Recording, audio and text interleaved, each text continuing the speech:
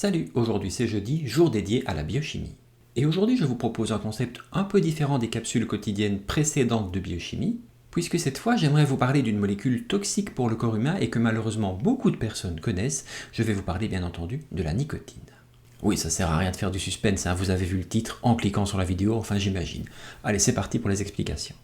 La nicotine est une molécule de formule brute C10H14N2. Il s'agit d'une molécule que l'on appelle un alcaloïde qui peut pénétrer dans le corps humain par inhalation, par ingestion ou également par contact. La nicotine est une molécule qui est d'abord sécrétée par plusieurs plantes car elle est toxique pour les insectes. Oui, déjà quand on entend ça, difficile de comprendre que certains choisissent d'en fumer volontairement, vous ne trouvez pas? On trouve de la nicotine dans la plante du tabac, dans la tomate, la pomme de terre ou le chou-fleur.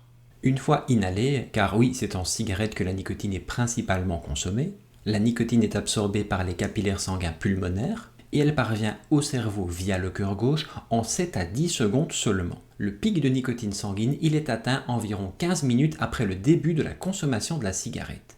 Puis, le taux sanguin de nicotine redescend lentement. Et ceci vous explique aussi pourquoi certaines personnes très dépendantes peuvent fumer jusqu'à 4 cigarettes par heure pour ne jamais subir cette descente du taux sanguin de nicotine. La nicotine provoque une augmentation de la pression artérielle et de la fréquence cardiaque. Elle augmente un peu le métabolisme en augmentant la sécrétion d'adrénaline et de dopamine, deux molécules dont j'ai déjà parlé dans des capsules quotidiennes de biochimie précédentes. Elle réduit également un peu l'appétit et permet d'améliorer la concentration et la mémoire. Ces effets que l'on pourrait qualifier de positifs sont toutefois nettement contrecarrés par les nombreux effets négatifs du tabagisme.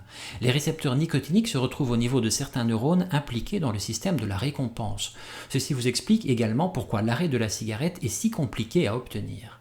L'effet principal qui explique le besoin de fumer est celui de la libération de dopamine.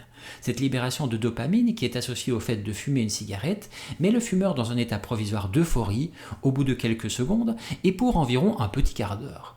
Puis le taux de dopamine sanguine diminue, c'est ce qu'on appelle une descente, et le fumeur va vouloir ou devoir consommer à nouveau une cigarette pour ressentir à nouveau ce plaisir de la dopamine.